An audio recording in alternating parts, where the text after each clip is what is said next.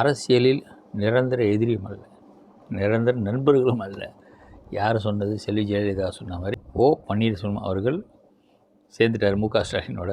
ஓ அப்படின்னு கேட்குறீங்களா? அப்படி தான். ஓ சில சமயத்தில் பார்த்துருக்கேன், அஜித் குமாரா விஜய சூர்யா அடிச்சுக்குவாங்க. அவங்க இவங்களா தளபதி தலைன்னு பேர் வச்சுக்கிறேன். ஆனால் அவங்க 2 பேரும் கமல் ரஜினி நடிகர்கள்லாம் சேர்ந்து அவங்களாம் பேசிகிட்டு தான் இருக்குது. இப்போ இங்கே தான் அடிச்சுக்கிறாங்க. என்னமோ தான் அவருக்கு வந்து பாடி கார்ட்ஸ் மாதிரி இங்கே அடிச்சுக்குவாங்க.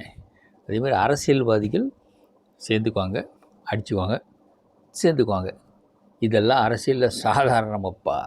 நம்ம தான் எதிர்கட்சி ஆளுங்கட்சி சொல்லி அடிச்சுக்கிட்டு சண்டை போட்டுக்கிட்டு நடிகர்களுக்கு ஃபுட்பால் டீம் கிரிக்கெட் பிளேஸ் எதுக்கும் சம்மந்தமே நான் நேர்லேயே பார்த்துருக்க மாட்டோம். சோஷியல் மீடியா சண்டை போட்டுருக்கோம்.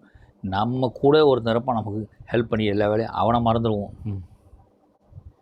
இப்போ இன்னொன்று வந்துருக்கு, influencer, YouTube, TikTok, Facebook, Insta ஃபேமஸாக இந்த மாதிரி வந்திருக்கு.